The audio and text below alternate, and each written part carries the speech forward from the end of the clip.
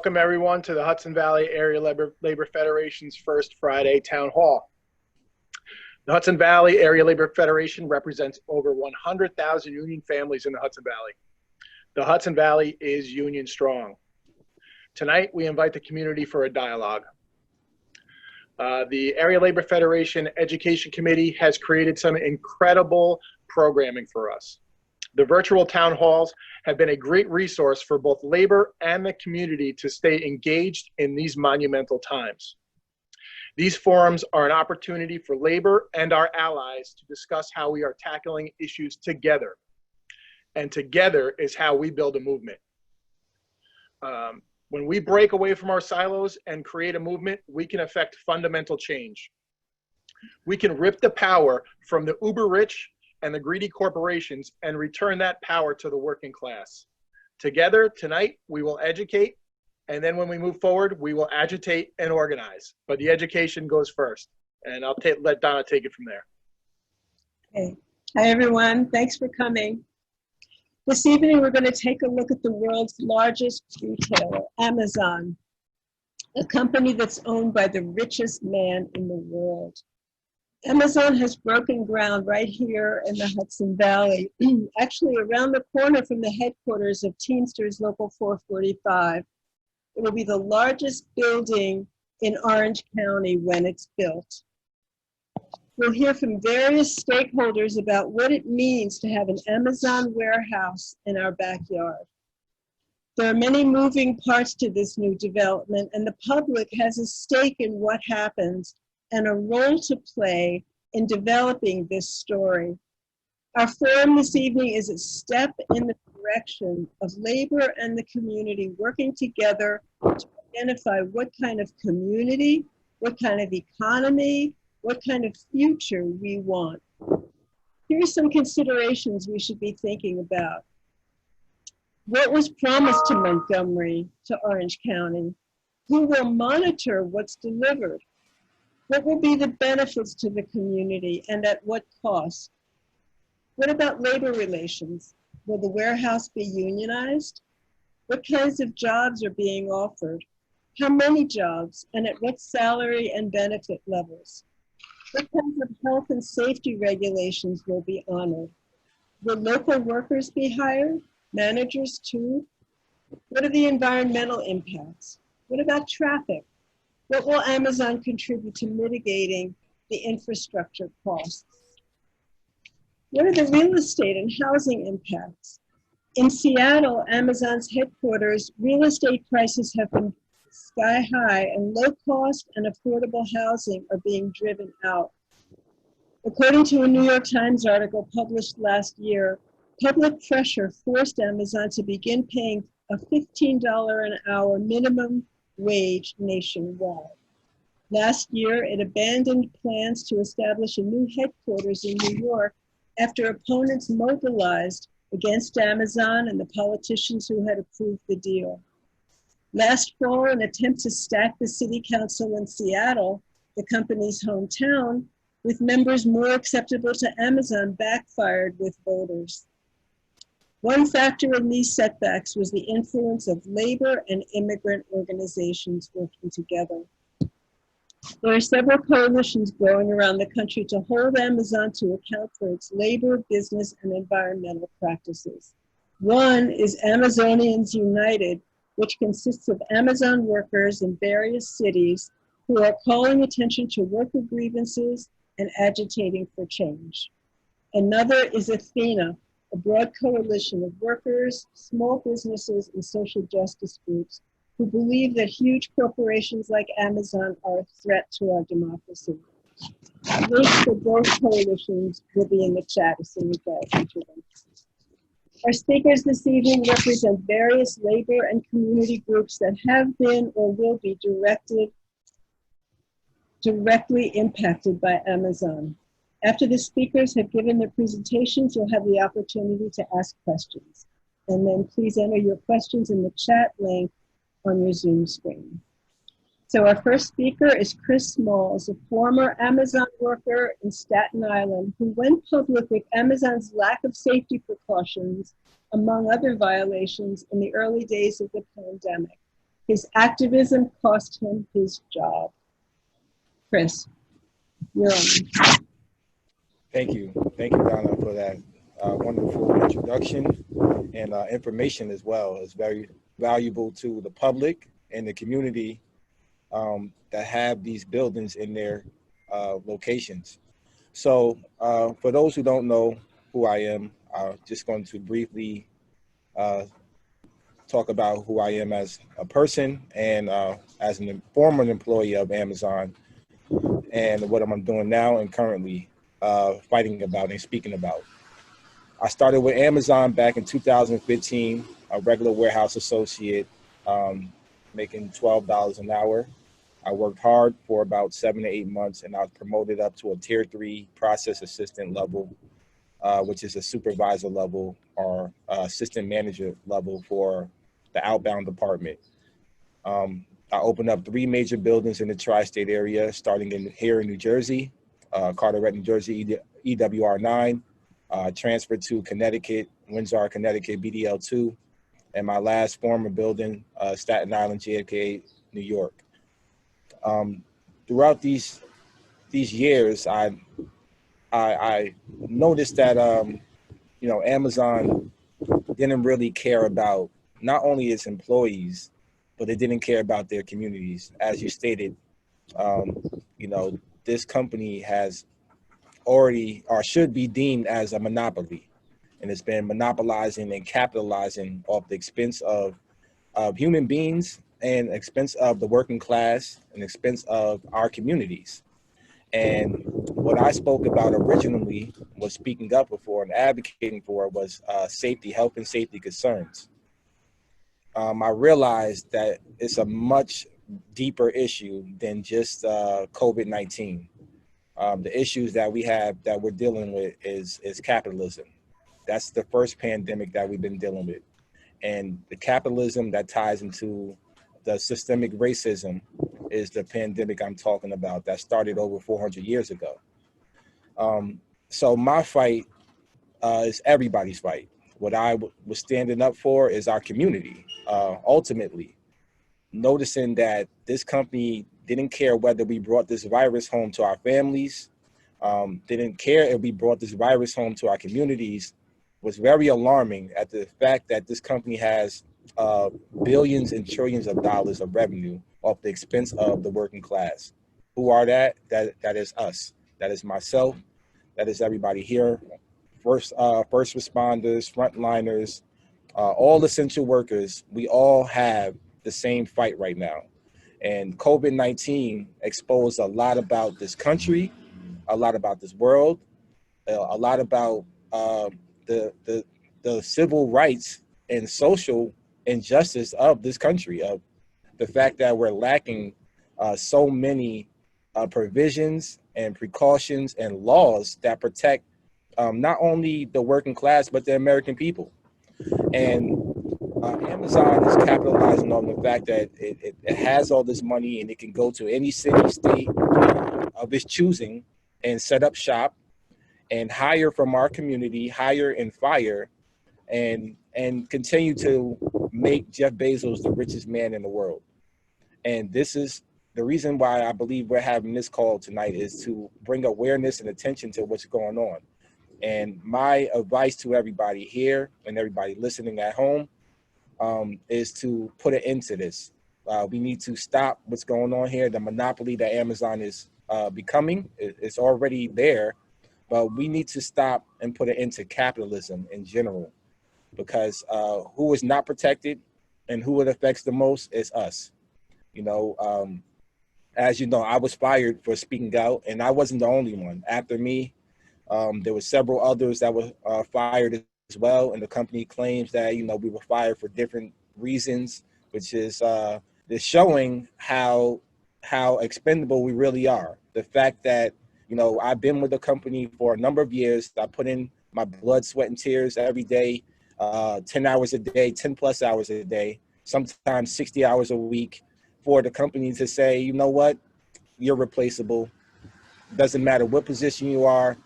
It doesn't matter how long you've been with us, the tenure of your career. we're going to replace you. And that's exactly what they did. And but not in that sense, they awaken something that is something like a revolution. I chose to use my platform to uplift the voices of those that are unheard. We're talking about the people with the underlying health conditions, the people that had to stay home for the last 3 months without pay from the richest man in the world, the richest company in the world, Amazon. We're talking about people that are afraid to speak up because they don't want to lose their job, which is very understandable. To lose your job in the middle of a pandemic, this company didn't care about my livelihood, didn't care about how I was going to feed my children, didn't care about whether I was going to make my next month's rent. So this is the things that people need to understand that we're up against. We're up against a juggernaut. Some people like to say is David versus Goliath, but I'm not the only David. This was always about the people. I said that from the beginning. It was never about Chris Smalls, even though Amazon tried to make a smear campaign just to smear me. Um, it was never about me. It was always about what I'm fighting for and the people collectively. Uh, we're all David, and we're going up against Goliath. And as David, we all need to make sure that we're speaking about this. We continue this conversation in our communities. We make we let our peers know, our coworkers, our neighbors know how these type of companies affect our community as far as the living wage, the pay wage, um, and make sure that we demand better as working class people. We deserve better. $15 an hour sounds like it's fair, but it's not. You know, they give it and they take it, right? They gave us $15 an hour. Like I said, when I started it, I was only making 12, but now it's 15.50, I believe, is the minimum wage. They took away when they gave that incentive. They took away our stocks, so they took away the fact that anybody being hired with the company now becomes a shareholder. Instead, they offered a program where you have to buy into becoming a shareholder. So not only did they capitalize off the fact that they're saving millions of dollars by not allowing us to become shareholders anymore, we also have to put money into the company to become a shareholder now. So it sounds good and it looks good on paper, but in reality of the situation, I tell you firsthand that you don't survive off of 15.50 on minimum wage. You have to. I like to make a joke out of it, but it's not really a joke. You have to either be in a relationship or you have to have multiple jobs, which I did. And I even having multiple jobs and being married, uh, I still was only making ends meet by working for the richest company in the world. And to be honest with you, this is another fun fact and a shocker that most people may not know. I was literally probably one of the highest paid hourly associates for the entire company, for the entire Amazon network. JFK Staten Island is the highest paid fulfillment center in the entire Amazon network because of the cost of living of New York and the tri-state area. The employees there don't get paid 15.50. They start off at 17.50, and if you work overnight, you get paid 19.50. So, as a supervisor there, I was capped out at $25 an hour. When I transferred to that building, they capped me out, meaning I wasn't eligible for any raises, any promotions, as far as hourly wage.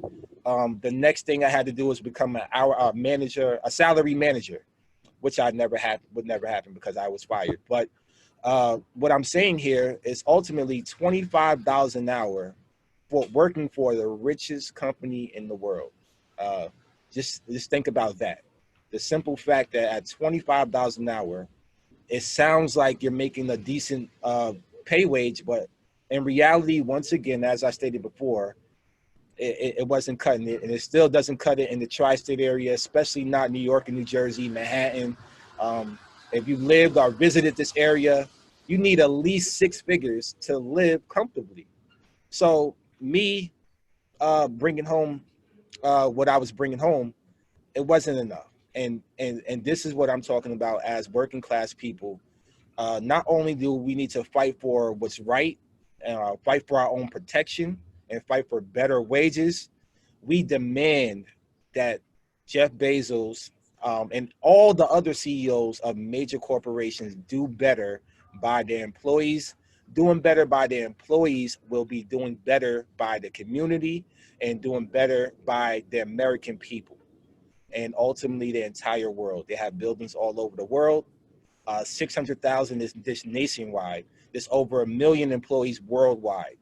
So once again, my fight, speaking about COVID-19, was protecting the workforce of 600,000 people that work for this company and the 1 million employees that work worldwide.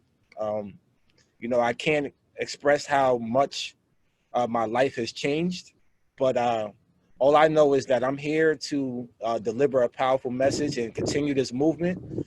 And that's what I've been doing ever since March 31st. I've been all over the world, pretty much on Zoom. As you know, the world got a lot smaller on Zoom. So I've been all over the world in all these several different countries speaking about this matter. Continue to protest. I'm out here on the picket lines. I stood with the nurses, New York Nurse Association, NYSNA of New York, on the picket lines with them because they have the same fight as we do. I've been with the MTA workers, the bus drivers, the train operators, the teachers, all the local unions in our community over here. And I continue to stand in solidarity with them. And I stand in solidarity with everybody here on this call. And I'm appreciative of what we're speaking about today, and I'm glad to be a part of it. And thank you for having me. Thank you so much, Chris. It's great to have you here. Our next speaker is Leanna Dalton, who's representing Teamsters International. Leanna? Hi, everyone. Good evening, brothers and sisters. That's definitely a hard act to follow. Thank you so much, Brother Chris, for your bravery and the powerful words that you just shared. I think that message definitely is really important to get out, and I appreciate you sharing your story. I think, you know, just like you said, the Amazon's monopoly power, it's kind of the poster child for what's wrong with our current economic system with you know, racialized capitalism.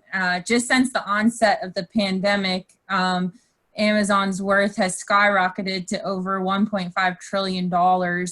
And, you know, obviously that's on the backs of folks such as Chris and his coworkers. And with its monopoly power, Amazon is fundamentally changing the nature of work in the US and globally, and has a huge impact on many industries. And so obviously it's something that the entire labor movement needs to take very seriously and address. Just from our perspective, for example, there, you know, over the last few years, Amazon, it used to be that all of the packages went out either through UPS or the Postal Service or FedEx to some extent, and some small couriers. But now over the past few years, Amazon's been developing out its own last mile infrastructure and using contractors that are, of course, you know, limited in terms of their rights and benefits, and also getting paid way less than other drivers doing similar type of work in the industry.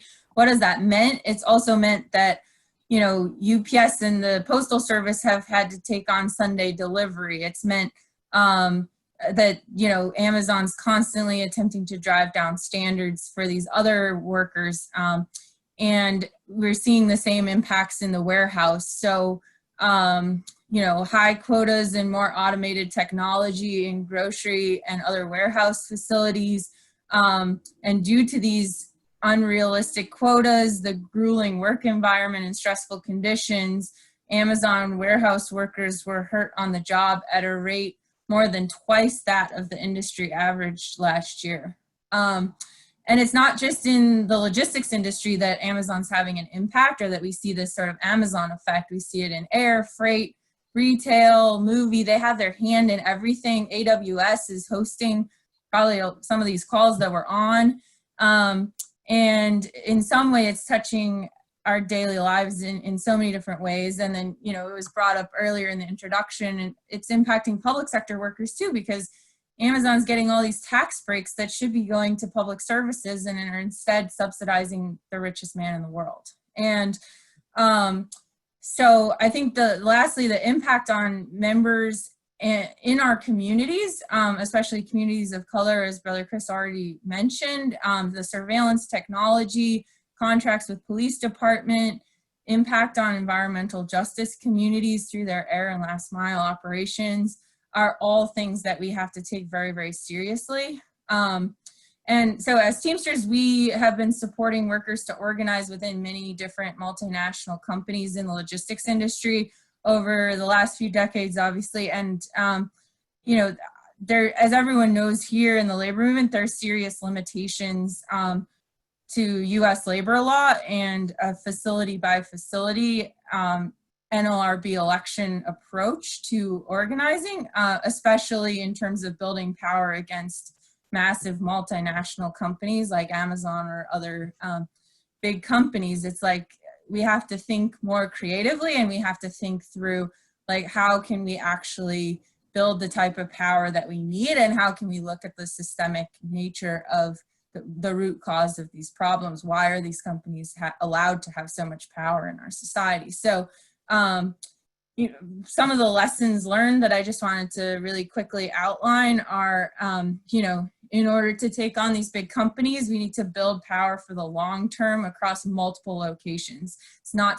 It's obviously needs to be rooted in a strong workplace committee. Without that, we don't have anything, but we need to do that across multiple locations and do it in a sustainable way.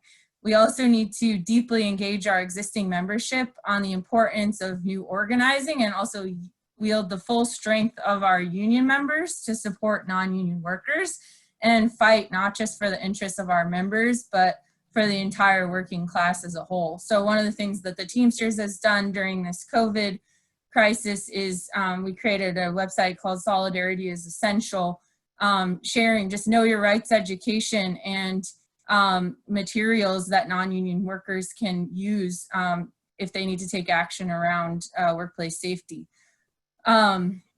I think it's really important to engage in whole worker organizing that builds real power both inside the workplace and at the community level around issues that impact the community. So an example of this is the airport communities fight that's happening where Amazon is expanding the airport in Southern California, and it's a community that's predominantly immigrant working class community and one of the highest asthma rates and highest pollution rates in the area, and Amazon's only going to make that worse. What's the impact on the community, etc.? And the community's coming together, a broad coalition of workers and activists to demand a community benefits agreement there. Also, I think, you know, as Brother Chris already alluded to, we really have to center racial justice because we cannot divorce racism and capitalism to successfully build power against these big multinational corporations like Amazon. We have to address the systemic racism that they profit from and continue to perpetuate.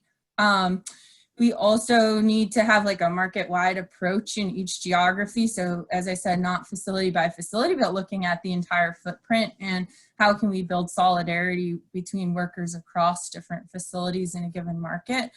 And then lastly, I think taking this struggle global and starting from strong local coalitions, but building out from there. And so ultimately it's, you know, the million workers that actually make Amazon function and who've made Bezos his billions. And so I think, you know, it's going to be a tough fight, but when we stand together and we all unite, we can definitely win. So just wanted to thank everyone for the opportunity to be here and look forward to this discussion.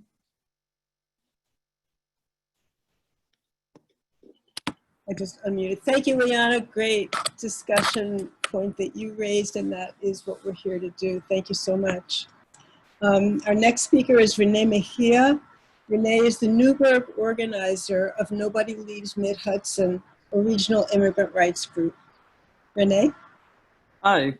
So as Donna said, Nobody Leaves Mid-Hudson is an organization that currently and, for the most part, will always fight to defend the rights of those who are typically abused, and that's my reason for coming on tonight, because when we think of a community that usually gets targeted with being paid lower wages or made to settle for certain amounts, we think of those who others would consider ghost or someone that lives in the shadows here in our very own communities. And so just making the correlation that every time that we have someone who is considered undocumented settling for a lower wage, it impacts everyone else who's also working there and everyone else in the community. And a lot of it does end up being the lack of education in the community. So we just heard Liana mention about educating people on their rights. And so many a times folks who are undocumented believe that they have no rights when it comes to working. They are made to believe that it's a privilege that they can come and work in this factory because they're not going to go and get a job anywhere else. And so, understanding and working with that community to let them know that, this big corporation that's coming in, that's going to be bringing jobs and more than likely will try and hire a lot of folks in that community, don't necessarily have to be treated in that way, that they can be, strong and united. They could be unionized as well, and that they can work together to make sure that not only their wages are acceptable at, way above the standard of living, but also everyone else's who also ends up being employed in said corporation. And we see it a lot here in Newburgh already with so many factories like along, what would it be, Route 52 here in New Windsor, hiring the majority of their staff undocumented folks. And from conversations that we've had with them, they are too afraid to come and speak up. And these are just factories that are locally owned. So imagine, being employed in a factory as big as Amazon, knowing Jeff Bezos is the, be all, the richest man in the world, when will they be able to speak up? And so this is a conversation that needs to be had now, with them before they even start, recruiting, when they start employing, and, making folks understand, the rights that they have, but also, the things that they can demand and the things that they can ask for. Because in order for all of us to really, I guess as they say, for us to, be equal, we have to acknowledge and work together with everyone and not, be as divided or, be as divided as they will make us be. And oftentimes I see this way too much in, factories where they'll put someone in a position of manager and all of a sudden they feel like it's a thing of division, where because one person is making $1 more, that all of a sudden they feel like they are way too powerful or all too entitled. But in reality, that person is actually making a lot less than they should be making or what they actually should be entitled to. So making them understand that even if they do get hired, they can't divide them once they are inside. So there are many, avenues to educating folks as to what their rights are, before being hired and even when they are hired, but also making sure that, at least on our end, we can protect them as much as we can to any of the injustices that they may face, like during the whole thing. One thing that I was, trying to read up on before this conversation was like the process of how they use E-Verify. Sometimes even just like threatening folks with the existence of E-Verify, making them feel like, oh, now because you're in our system, I can fire you at any time, or I can do this for you, let alone the connection that Amazon currently has, like working with ICE, just like the way that they treat their staff, like as we heard from Chris. And, those are folks who, have like legal status in the country, but, it could go even further for folks who don't. And so, it's just a matter of protecting all Amazon employees, whether they're, undocumented or not. But we really feel that it's a matter of not just educating, but also then advocating for and making sure that we are there standing up for their rights afterwards. And that's really all I had. So I'll pass it back to Donna. Thank you, Renee. Thank you very much. Our next speaker is Dan Maldonado, who's the president of Teamsters Local 445 here in the Valley. Well, thank you for having me.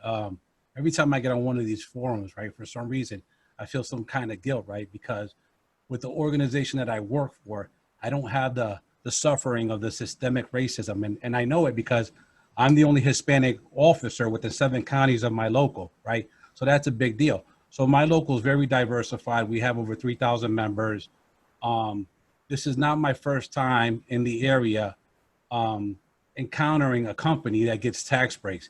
I had another company that we took the fight on, and you know, they got these tax breaks to create jobs. As Chris, you know, was making $25, they were paying the driver $25.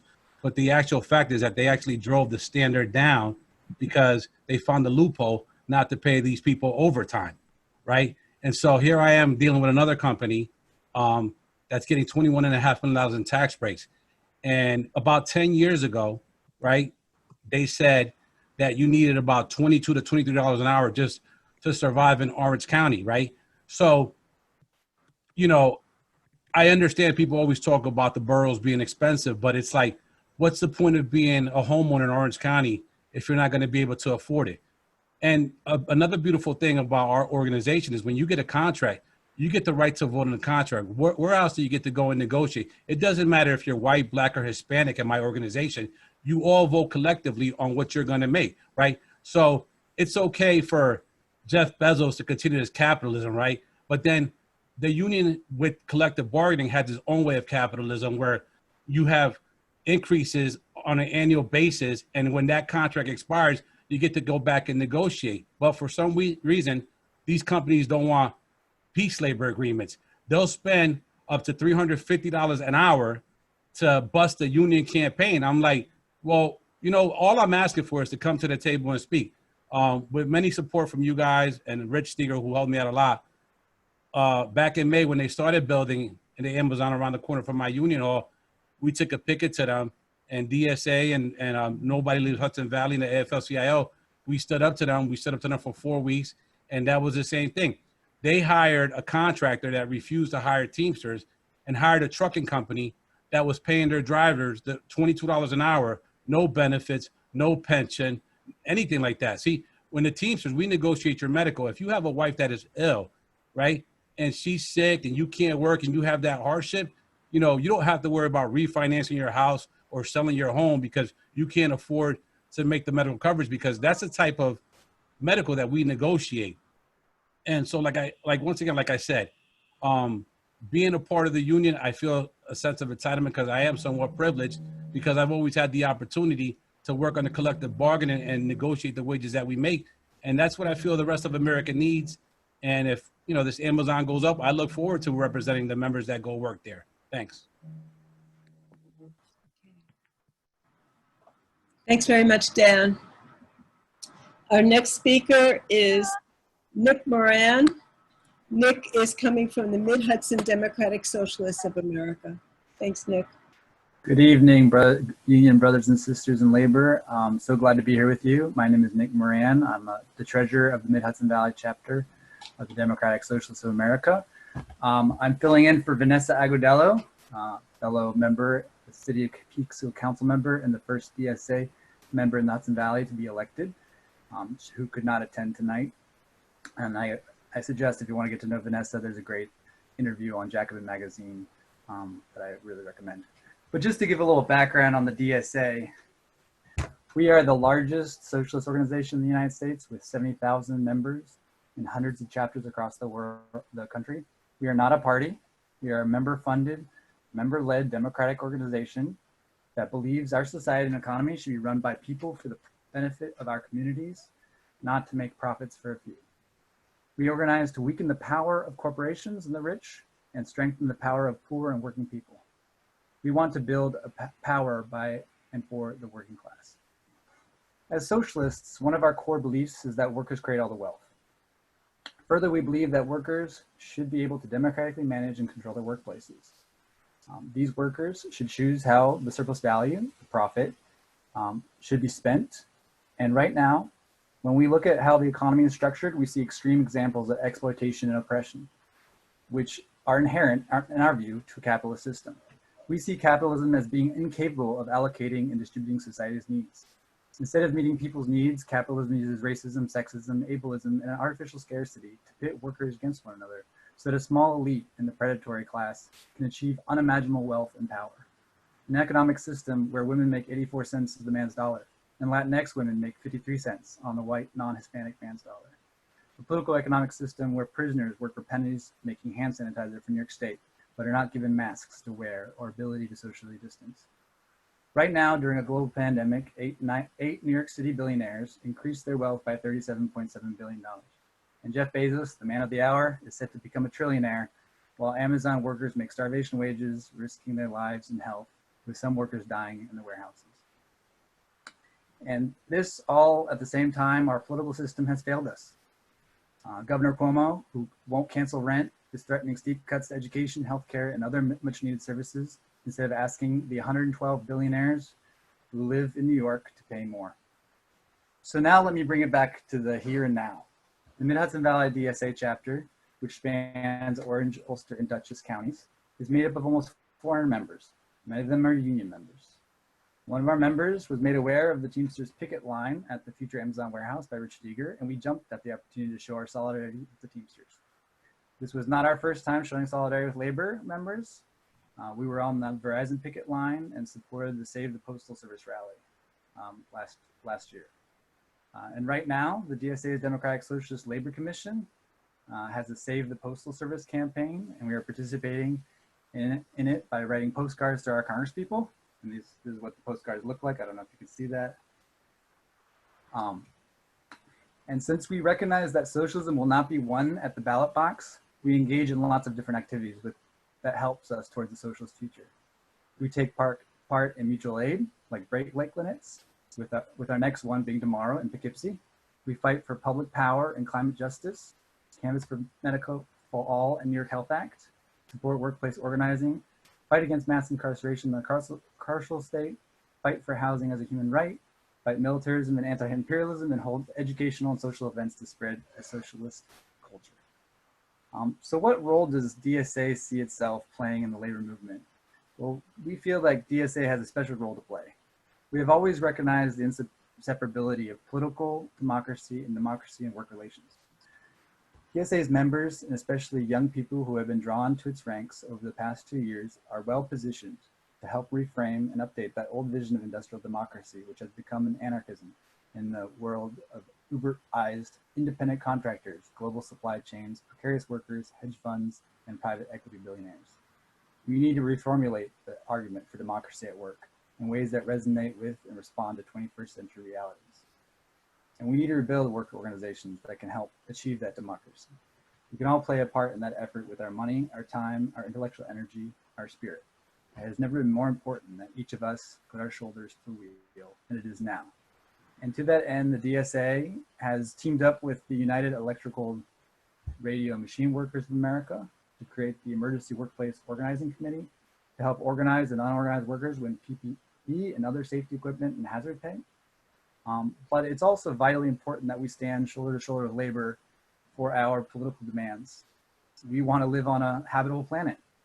Winning a union-built job guarantee in the form of a Green New Deal that leaves no one behind and rebuilds our crumbling infrastructure and recommodifies and democratizes our economy will require a big coalition with labor unions at the center. And also to win Medicare for All or the New York Health Act, we need union support. And lastly, unions are essential in eliminating racism, as a recent article in Jacobin magazine makes the case. So we look forward to continue working with labor in the Hudson Valley. We look forward to a radically democratic future free of exploitation and oppression, where workers own the robots. We'd love you to all have you join the DSA, and together we'll win. Thanks. Thanks so much, Nick. Next is Mike Neidl. Mike is the Legislative Director of the New York State AFL-CIO. Thank you, Donna, and I want to thank everyone from the Hudson Valley ALF for inviting me, and all of the speakers that went ahead of me. It's great to hear you and listen to you, and I hope everyone on this call is healthy and your families are well. You know, and to be working and healthy right now is quite a blessing, as I think folks just alluded to. Our safety net is not cutting it for those who are not working or unable to work. You know, I'm going to stick to the Amazon issue for this call. You know, this is really a national problem, an economic problem with our economy, as folks just pointed out. But there are things we can do at the state level in New York, and things that we've been fighting for. The Amazon model is really not new. They've perfected it and brought it to a new level. Walmart's been doing this all across the country, and we drove many small businesses out when we went to malls years ago. So the whole concept of a big company moving in, getting tax breaks, and hiring people at a low cost isn't really new. It's just that Amazon has brought it to a new level. And, we've been doing our best to try to counter that. We have community against community right now, just fighting to give away as much taxes as they can, on top of giving away land and building infrastructure like sewers and roads and bridges, and then giving ongoing year after year tax breaks that cost our education system and our school districts and our social safety net. And even in instances where they're able to reach an agreement to use union labor on construction, that lack of ongoing taxes means future construction is going to be in trouble in those localities. So that's what we give away when we do this. And I know I'm preaching to the choir when I point all of that out. But the reason I raise it is because, this year we did have some success at the state level in passing public works reform on the construction end, so that in the future, many of these private projects that receive public assistance will be required to start paying prevailing rate if they are not reaching agreement with local labor. Now, that bill is a first step. We need to go further. It doesn't do anything. The other side of the coin on construction is the permanent jobs. So we are in the process of developing more legislation that when companies or other employers that receive public assistance, they will also need to pay prevailing rate, which would be a hybrid of an enhanced minimum wage, as well as a benefit structure or the cash equivalent, so those workers can go out and get their own benefits, as well as paid leave, sick leave, paid family leave, et cetera, to be built onto those things whenever these companies use public funds in any form. That's a Herculean effort, but we were successful in taking step one this year in the state budget, and we're going to continue that fight to make the construction piece better, as well as the permanent jobs. The other thing, and Leanna brought up something I think that is very important, and it's a priority of the New York State AFL-CIO. Amazon is more and more moving into this gig economy model. And you rightly pointed out that for their distribution, they're already starting to go into that model. But they are also the lead of an organization called the Internet Association of New York State, which is made up of all of these different companies, and that includes Uber, and that includes Postmates, and all of the other companies that are now operating on apps. And they don't even bother paying minimum wage or anything. They call their workers independent contractors. And we've seen what a disaster it has created in relation to COVID.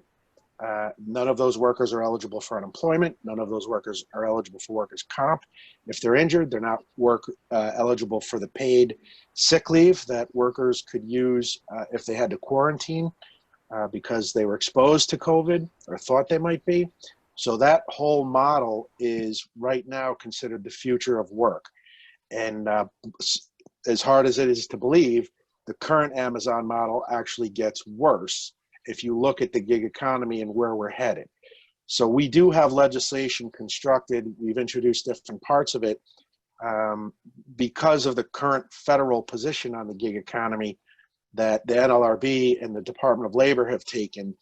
It does, the bad news is that nationally, those workers are out of luck in terms of rights.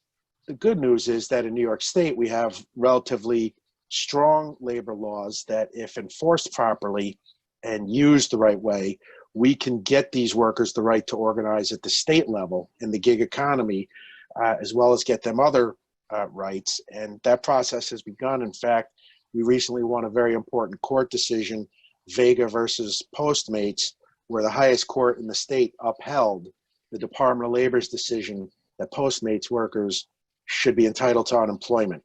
And we're going to fight like heck to make sure that applies to Uber drivers, Lyft drivers, Grubhub, and go down the list of all the employers that have popped up. There's a new one every day. So those are a couple of the avenues we're fighting, the ongoing fight specific to Amazon, but really specific to our own economic development model to make sure that we're using union labor and instances where we're not, those companies need to pay prevailing rate. And on the flip side, both on construction and on the flip side, the permanent jobs that get created by these companies.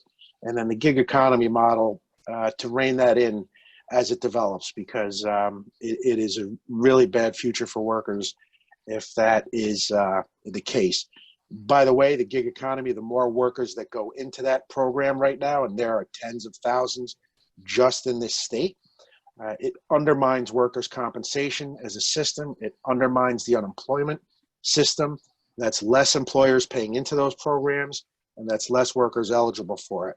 So for the existing workforce that does rely on those programs, construction, for example, seasonal workers who need to access unemployment when they're not working, those systems are very quickly going to become underfunded as the gig economy grows and less employers are paying into it. And that's true for Social Security and many other programs as well.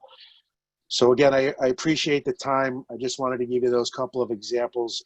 There are other things we're working on as well, but those are the two priorities that have risen to the top and that we're starting to get traction on.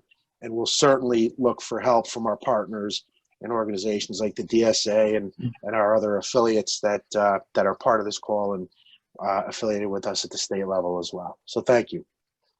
Thank you so much, Mike. We're with you. Okay, our final speaker is Rich Steger. Rich is one of the organizers of our ALF forums, and he's also a leader of New York State United Teachers. Thank you, Donna. Thank you, Donna. And thank you to all the previous speakers as well for taking the time out of your day to share your stories and share your positions on what is probably the most vulnerable workers we have in our society right now, which are our warehouse workers. They're definitely one of the most vulnerable. They have no collective voice, as you've heard, and that's what we need to try to work to give them.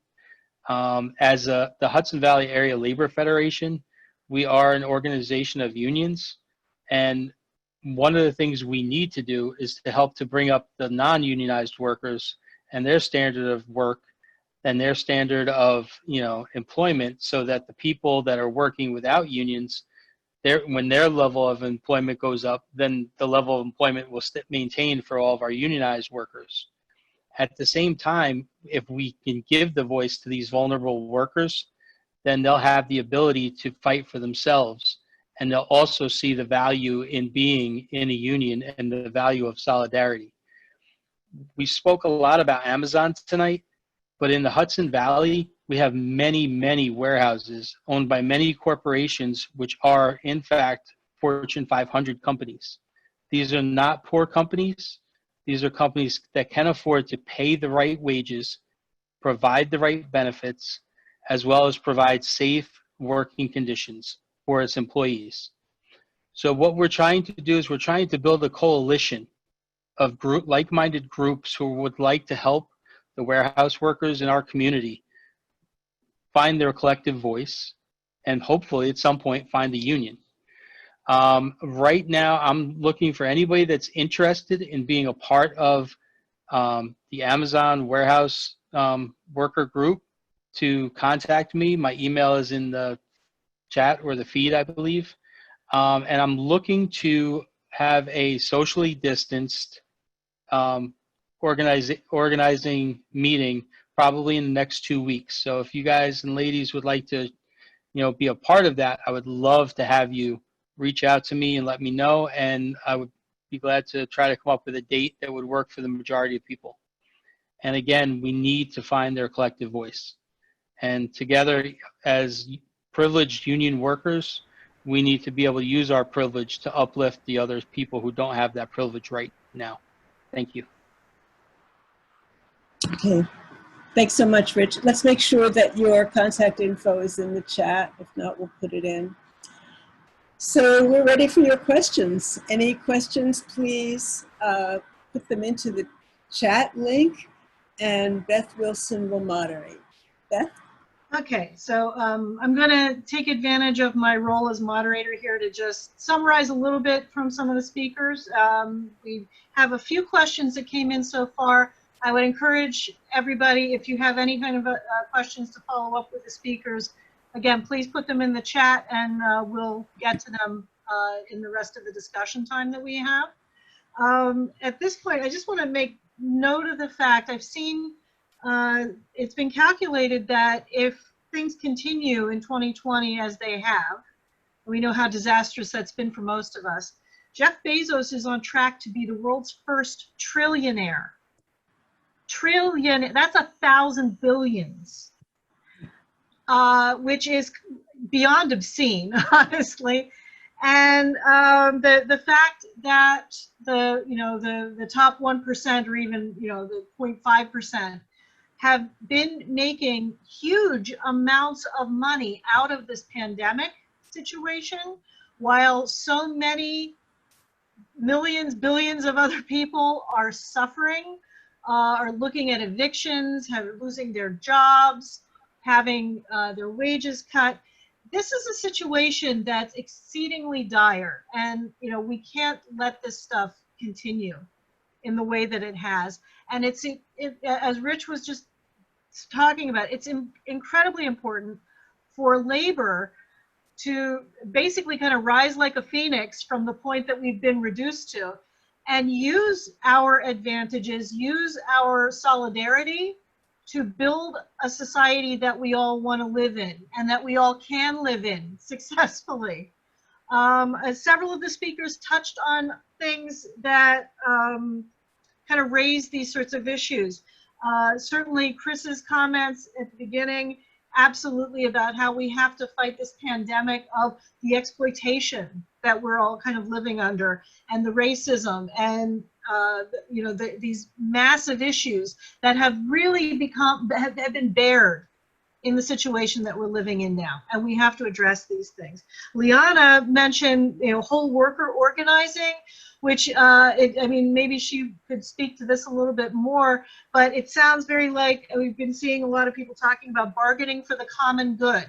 The fact that labor unions should not just reserve themselves strictly to their own terms and conditions, but to understand how their unions, how their workers function as part of their overall communities. And again, one of the big problems Amazon is presenting is this challenge to communities as such. And then there's the other layer of it that comes in because of the kinds of tax breaks and the wheeling and dealing with kind of local and state governments and so on that goes on, because Amazon is such this massive corporation and they use this leverage to get great deals. I mean, we looked at it in our own state not so very long ago when Amazon was sort of dangling its second headquarters around the country. All these municipalities, all these cities, coughing up all kinds of offers on the table. They were all trying, it was a race to the bottom in a sense. And our own governor was ready to hand over $3 billion to Jeff Bezos, someone who really doesn't need that kind of money, to entice him to bring this headquarters to Queens. And then that didn't happen. And there was, I know, a lot of community kind of opposition to the siting of the headquarters in Queens because of the kind of gentrification of the community that it would cause.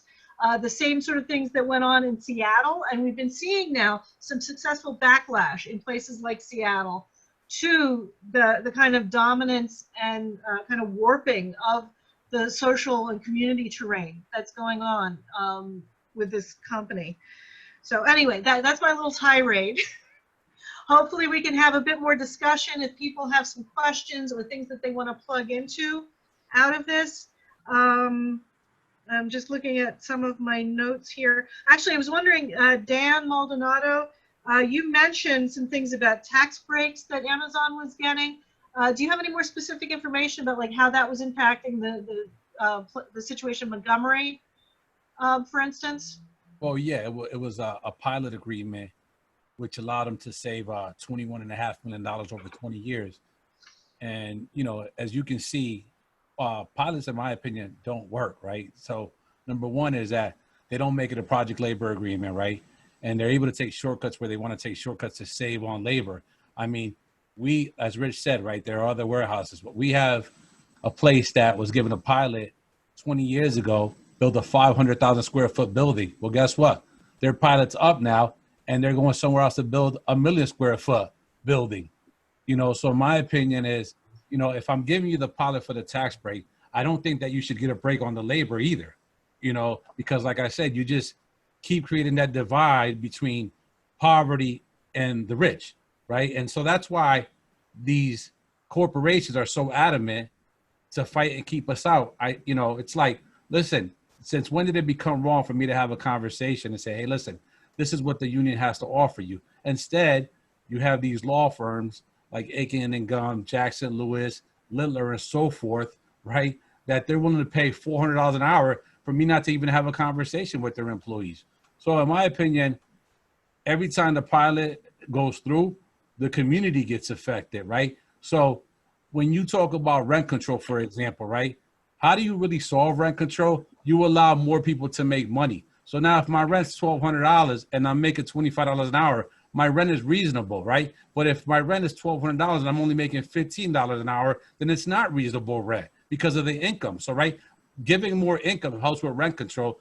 And that's what the union has done for hundreds of years, is to create a level playing field. I mean, if you look at union density from the 60s, where we were at 37%, to now where we're about maybe 6 to 11% between the public and private sector, right?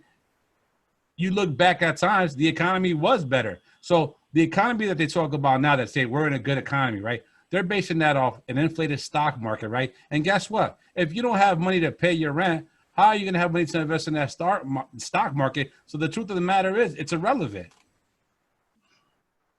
Okay, yeah, thanks. Any of the other panelists want to speak to some of these concerns? Feel free to unmute yourself and jump in. Nobody's jumping. Hello. Hey, I'm here. Sorry. Okay. My screen. Yeah. Go, Chris. I'm gonna leave my screen off because I came back inside. The rain picked up. Sorry about that. But can everybody hear me correct? Yes. Okay, cool. So yeah, just to piggyback off of Dan, you know, Jeff Bezos doesn't capitalize $30 billion without, like you said, the expense of the working class. And this is exactly what we're talking about when it comes to union busting. These companies are so anti-union that I wasn't even a union organizer, and they fired me because they were just afraid that I was organizing in that building. I was just a concerned supervisor. Originally, that's just was my concern, was my employees of my own department. And then I realized, like, hey, this is a bigger, deeper issue. And I became an organizer because I now see from the outside looking in, the company that I formerly used to work for, how it was destroying our community and destroying the people. So just to speak about what I'm planning on doing with my organization, TCOEW, the Congress of Essential Workers, is exactly what Dan is talking about, coming to the table with these major corporations. Because they're so anti-union, what I'm trying to do is build an organization or a coalition that uses the union structure to negotiate a rank and file democracy contract where the employees have the power to negotiate their pay, negotiate their Medicare, negotiate their child care, negotiate their PPE protection, their hazard pay, their vacation, and beyond, because we realize that these companies won't do it for us. So that's what we need to do. We need to continue to organize. I heard Renee talking about meeting the employees as they get hired. That's a good way, because some people just are not educated on what they deserve and what they demand and what they should have, right? So they settle for less. They settle for Amazon and its perks and its pay wages because they don't know any better. And if we don't educate them, or we don't communicate, and we don't stand out there and fight for some of these people, some things will never change. So I'm just glad that we're having this discussion. And once again, Thank you. Okay. Hi, Thanks. Beth. This is Mike. As far as the tax issue, you know, Amazon to varying degrees is in various stages across the state of what you're going through, similar there. And they're established in Staten Island, but they're already looking for an extension of the lease, and there's talk of another tax break to get that extension. Yeah. In Rensselaer County, they didn't get a whole heck of a lot of tax breaks, but they got the land for $3 million. I believe they're using the same developer on all of these sites, and that's an out-of-state developer, by the way, from Indianapolis. Non-union right-to-work state. In the Syracuse area, the facility that's under construction got $70 million in tax breaks over a 15-year period. And most of that, I think around 50 million, is property taxes. That's schools, county, and local government services, municipal services. In a county where they're begging the state right now to help fix the I-81 corridor that connects Syracuse to the Thruway. Because the whole city, like many other cities, is literally falling apart. So those ongoing tax breaks, and as you know, it's homeowners and workers who are going to have to make up that loss of property. That's us. So property taxes are the most regressive tax that you can. So not only are the workers of Amazon relying on public assistance for their health care and other services, not only is Amazon paying less than other employers who do pay by the rules, but the homeowners and working people are paying for all of this in order to make it happen. The schools suffer, the social safety net suffers, the infrastructure suffers, all for the reasons that have been pointed out. But that's what's happening right now in Syracuse, Rensselaer, Staten Island, go right across the Thruway. It's happening in all of our local communities. It seems criminal somehow that this is going on the way that it goes on. You know, stealing from the poor to give to the rich. Time and again. Okay, actually, let me see. Oh, we had a question from Cynthia Wolf for Chris, asking if you had any access to like a whistleblower law or something for the way that they fired you as like recourse legally. Yeah, absolutely. Yeah, I absolutely am a whistleblower, right? Because what I did, I went through the proper channels. Originally, starting in March, the week of March 24th, I spent the entire week off the clock, unpaid, on my own free will, speaking to HR, the general manager of that Staten Island JFK facility. The entire week I sat in the cafeteria telling all the employees I came in contact with about the fact that Amazon was hiding, the fact that people were working, testing positive. And after end of the week, they decided to quarantine just me and only me because they wanted to silence me. Ultimately, resulting to the fact that I had to hold the protest to be heard, and that resulted into my termination, wrongful termination. And that will, in fact, make me a whistleblower because I gave the company ample time to correct their wrongdoings by going through their proper channels, which they refused to do. And when the media got a hold of it, I believe they felt like the best necessary thing to do without thinking. Obviously, they didn't think it through. They decided to cut ties with me, to silence me. So, yes, I absolutely am a whistleblower, but the legal actions I'm taking haven't been out there publicly like that, but I can speak on it because they are within the coming days. My legal team will be filing suit against Amazon for whistleblower claims. You may have seen in the papers or the media, the Attorney State General Office, Letitia James of New York. They are investigating Amazon along with Mayor de Blasio. He also opened an investigation on my behalf. So you have multiple entities involved. You also have the senators that spoke up on my behalf, like Bernie Sanders, AOC, Elizabeth Warren.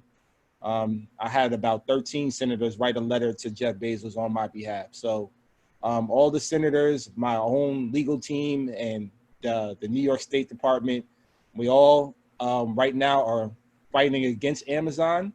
and you'll be hear about it in a couple of weeks. It should be coming out publicly. I will be holding a press conference in New York State, possibly in Manhattan somewhere. We're trying to figure out what court system. And yeah, just stay tuned. We're going to fight against Amazon from the bottom up. Great. Keep in touch Thank with you. us. Yeah, I was wondering, Chris, could you just expand just for a minute on what were the conditions in the warehouse that you were protesting against, that you were organizing Sure. people about? Absolutely. Wow. So beginning of I would say the late February, beginning of March, we were unprotected. You know, when the virus transitioned into America, it hit Seattle real hard, and I was just in tune with the news every day. I was just locked in on CNN. I couldn't change the channel for some reason. This virus just didn't sit well with me, working at this warehouse on the East Coast. And I said, well, this happening over there, it's only a matter of time before it comes to the East Coast. So before it even got, New York became the epicenter, I was noticing the things in my warehouse. My employees around me in my department were becoming sick in a domino effect. I'm talking about dizziness, fatigueness. A lot of them couldn't finish their 10-hour work shift. I was sending a lot of people home. My coworkers, my colleagues that are supervisors and managers above me, they weren't showing up to work because they were sick with flu-like symptoms. A lot of them were just coming to work looking sluggish, bloodshot eyes, and we weren't protected. We had no facial masks provided by the company. We had no PPE provided by the company. People were bringing in their own Clorox wipes and Lysol until the stores ran out of them. Inventory got depleted. Even in Amazon, you'll find Puro hand sanitizer all over the place. You can find a bottle, not even one bottle. And we're talking about a building that is 1 million square feet, 5,000 people from the tri-state area coming in there, in and out weekly. We were unprotected. So the work conditions were, in my sense, were horrible. You know, just to see the things I saw on a daily basis was horrific. You know, vomiting at workstations, and we're replacing them with people at the same workstations, and not having the PPE to even clean up properly the equipment that we're using. All these things I brought to the attention of management. And after, like I said, a long week of standing there in the cafeteria off the clock, no prevail, no response. It wasn't until I was terminated, I changed the entire Amazon network. Now they spend, as you know, you've probably seen the ads and commercials, and you probably got tired of it. The radio stations, everywhere, the media, the news outlets, it's all over, and that is my fault. And I apologize for that, but then again, I don't. They deserve to spend as much money as possible to protect their people. There's not enough money that's going to replace the people that died. There's people that have died in my own building that they should be held accountable for.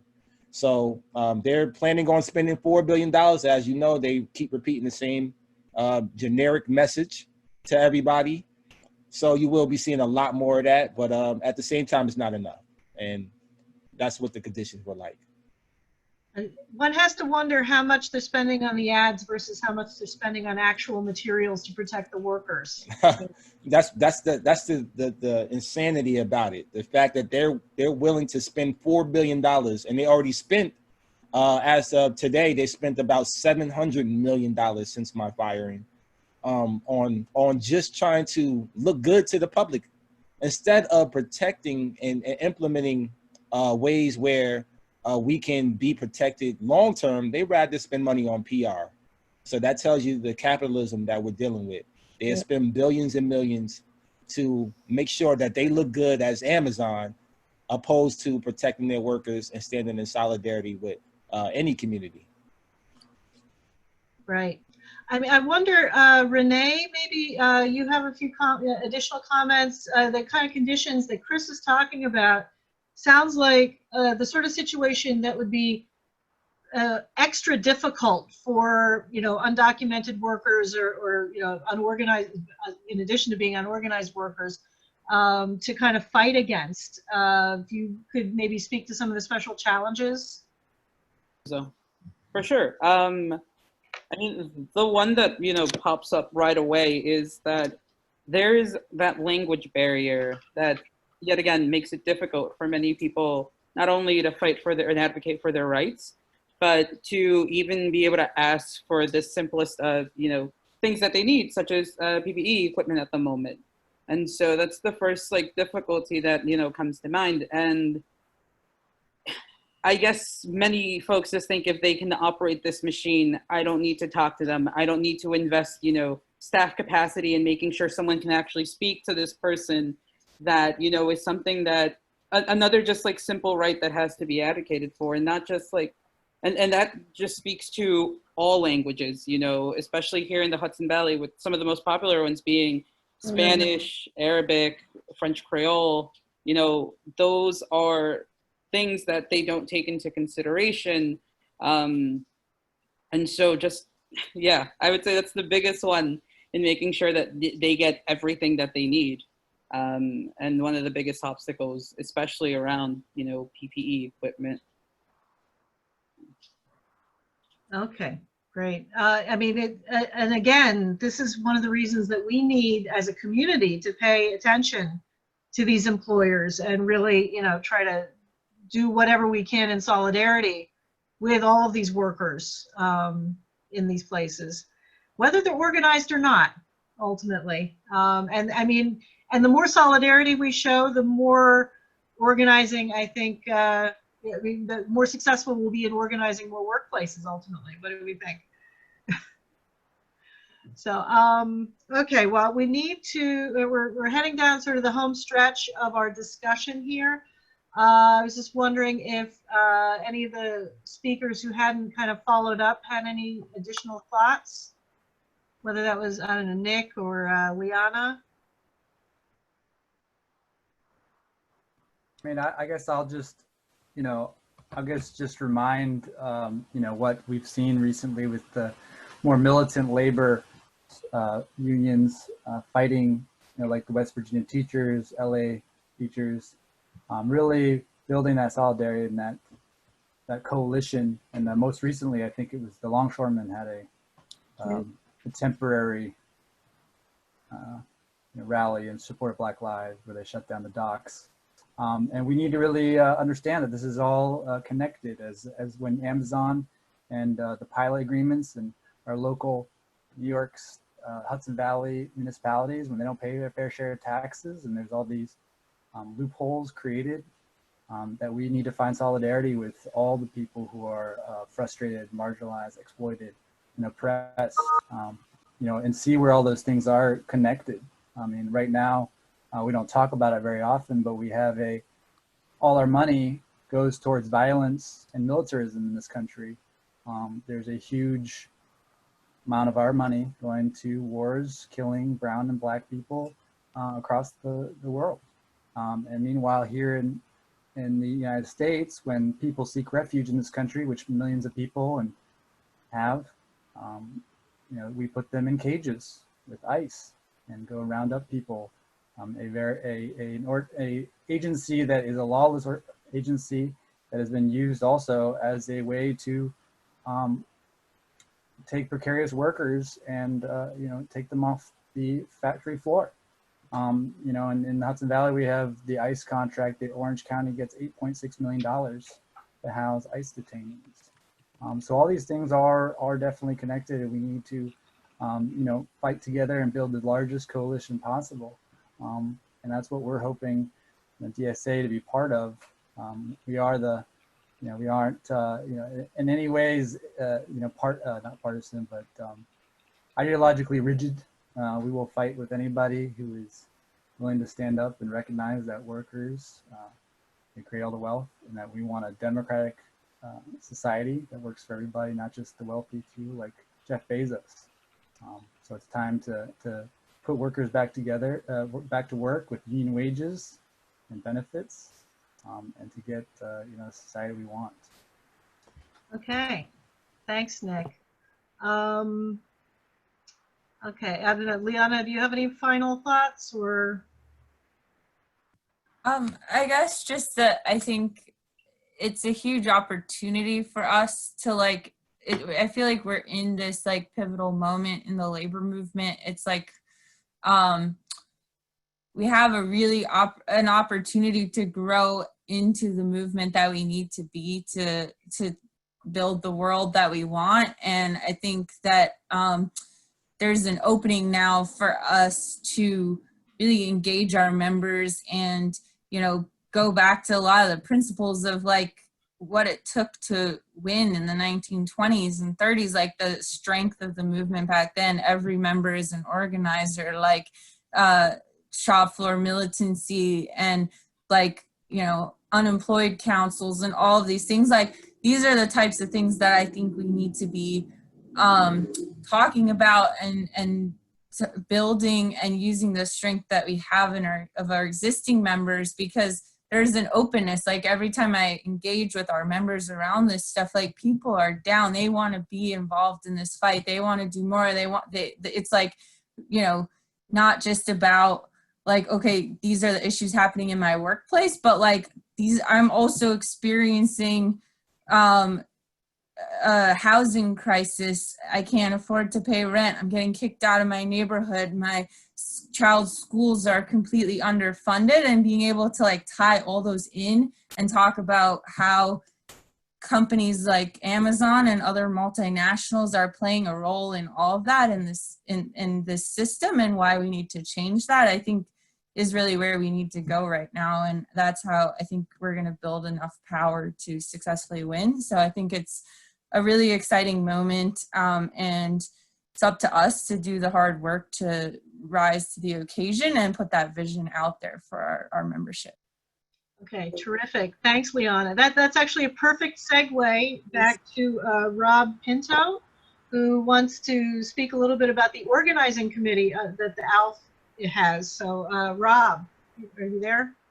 Yes. Thank you. And the last few comments are directly related to what I'm talking about. This is a quick plug for the next First Friday, but it's also, you know, I have the great pleasure of announcing our new committee at the ALF. It's the Building Worker Power Committee. It's an organizing committee, but we've talked a little bit about how basically some of our outside groups and community groups and our community allies can help us in our organizing. This group is how organized labor can help our community groups. So I'm calling on everybody that's on this call that's one of our allies. And if you know an ally, please have them contact me. My numbers and my emails in the chat. We're forming a community environment, and it's a dialogue. So this committee is going to be a dialogue between activists, movement makers, and members of labor. We want to know what labor can do to help you. So we've asked a lot of our community partners. This committee is about how really labor can help organize for the common good. We want to talk about things that we want to have tough conversations. We want to have awkward conversations, and we want to move labor to where it should be. In the 1920s and the 1960s, the civil rights movements and labor worked hand in hand, and we moved mountains when we did that. 2020 is that time again. Community activists, civil rights activists, and labor need to work together, and we can move mountains together. The leadership at the ALF has really paved the way for some great progressive movements within this. The Education Committee, what we're doing right now is a prime example of that. But the Building Worker Power Committee, I think, really takes that and puts action to our education. So we talk about educate, agitate, and organizing. The education is happening right now, and the organizing is part of that committee. So I implore all of our allies that are on this call to contact me. Again, my email is in there. You can reach out to Sandy Oxford also and get my information. I want our allies at that table, and I want to know what labor can do for you guys. I want to know how we work together and to build a great coalition to fight the powers that be, to take the power back from the rich, the uber rich, the corporations, and bring it back to the workers. But I also want to know how we can help move and drive the movements, the monumental movements that are happening in this country right now. The Black Lives Matter movement, Green Light New York was a great example of kind of how labor got involved in something and helped it move forward. But again, we need to go further.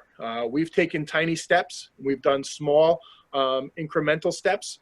I think this committee is a way where we can make a giant stride forward and really be the community activist and the community partner that labor needs to be. So I implore our allies to contact me to be a part of this and together to move forward and become a movement, because we can't beat these powerful people by ourselves. We need to form a movement and fight them together. We need to break out of our silos, come together, and together we will move mountains together. Okay, thanks, Rob. And thank you to all of our panelists and everybody who attended. This has been a really great discussion. I think we're really privileged to have heard all of the voices that we got to hear tonight.